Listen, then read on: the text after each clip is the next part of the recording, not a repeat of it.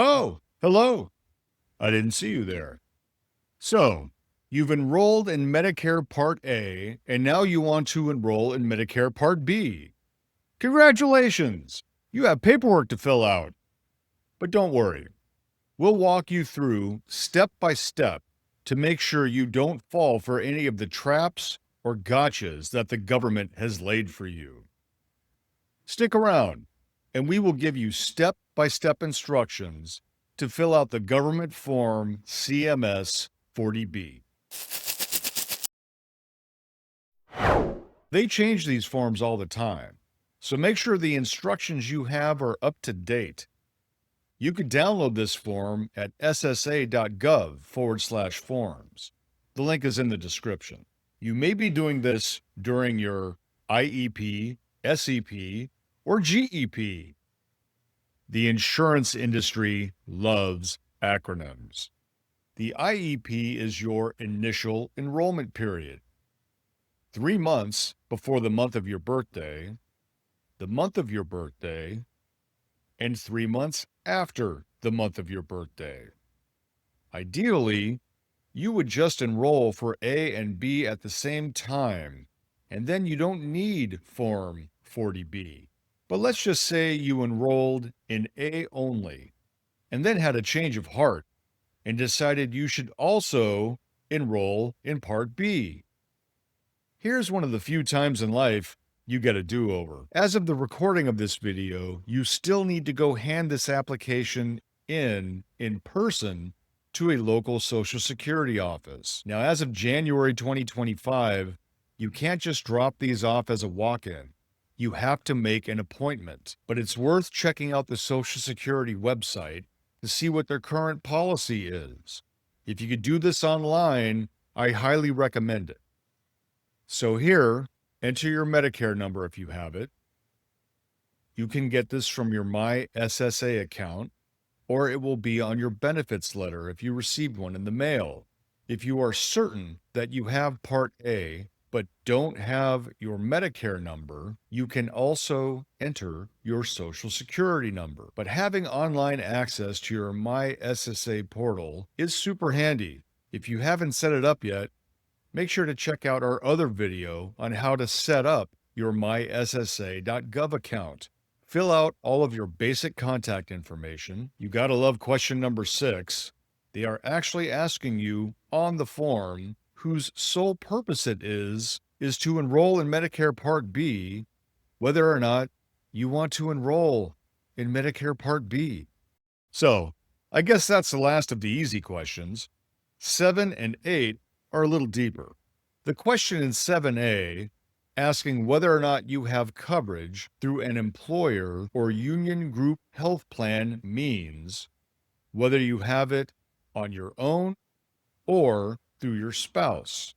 If you're doing this during your first 7 months of your initial enrollment, it doesn't really matter. But answer it anyway, because unanswered questions may get your application kicked back to you. If the answer is no, jump down to number 8. But if you continued to work, or your spouse continued to work since you became Medicare eligible and you had group health coverage, you want to answer yes to 7A. Then continue to 7C. 7B only applies if you were an international volunteer for a nonprofit. So unless that was the case, it's safe to ignore that one. So you see 3 different date ranges under Section 7C. If you answered yes to 7A, you're going to fill out the first 2. If you answered yes to 7B, you will fill out the first and the last one. Now, if you're enrolling during your initial enrollment, these questions are pretty low stakes, so you don't need to worry about this too much. If you or your spouse is still working, you still have coverage. You don't need to put an end date. You just check the box that says not ended.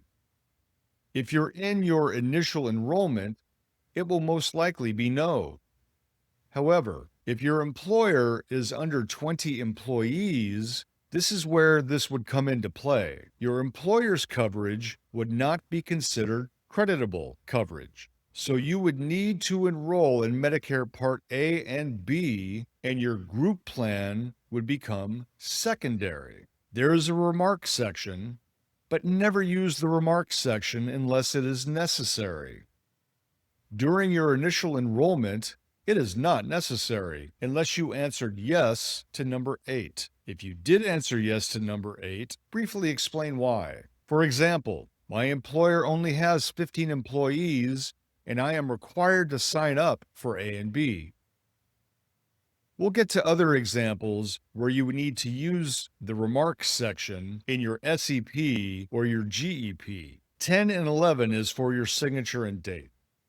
Please note you do not need a witness for anything pertaining to your initial enrollment period or the other two periods used in this video. So when does Part B start? It depends on when you sign up. If you sign up any of the 3 months prior to your 65th birthday, it will begin the month you turn 65.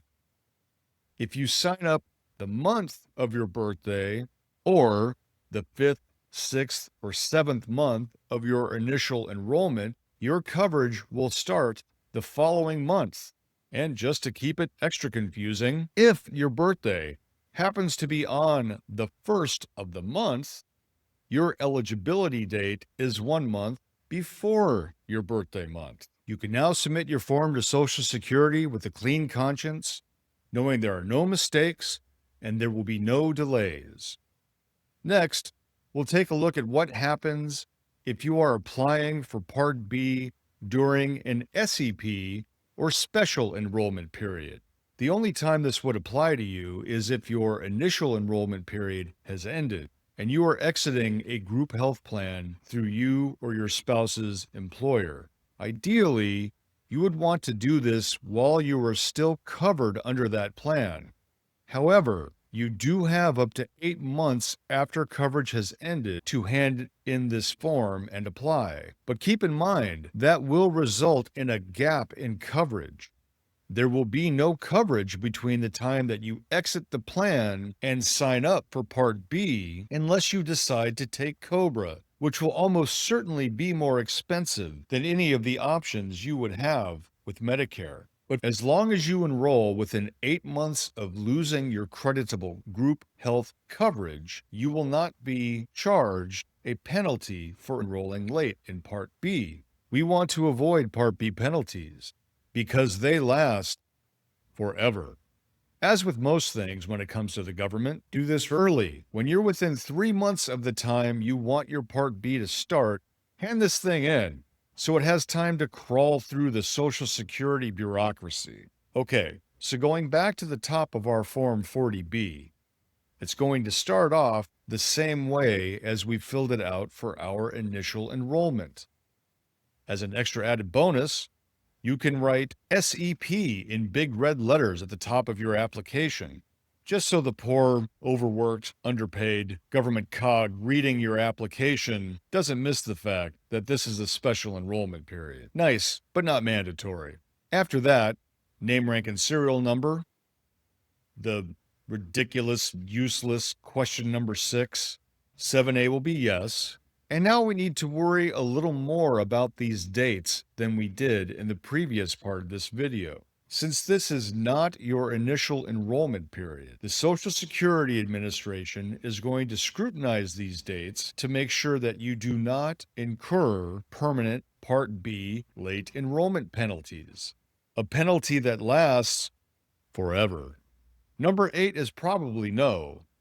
Hopefully no, because if you delayed enrolling in Part B, it should have been because you had creditable coverage through your employer. And number 9, we're going to break my rule for adding remarks.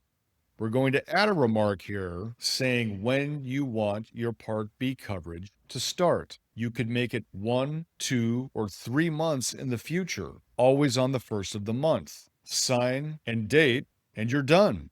But wait! There's more. If you are not enrolling during your initial enrollment period, you also need Form L564. The good news is we have another video for that, so you could watch that after this one. The bad news is, well, it's another form. The last scenario in which you would use this form is during the GEP, or General Enrollment Period.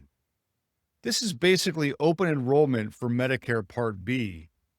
If you missed your IEP and you don't have an SEP, you can apply for Part B January 1st through March 31st each year. Coverage will start the first of the month after the month that you submit this application. To fill out the form for the General Enrollment Period, you can write GEP at the top if you want to be extra nice to the person processing your application. Name, rank, and serial number, then number 6. Why?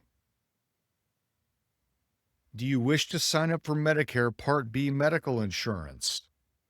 No, I'm just filling out this application because I love filling out applications. Paperwork is my life. This will never not bother me.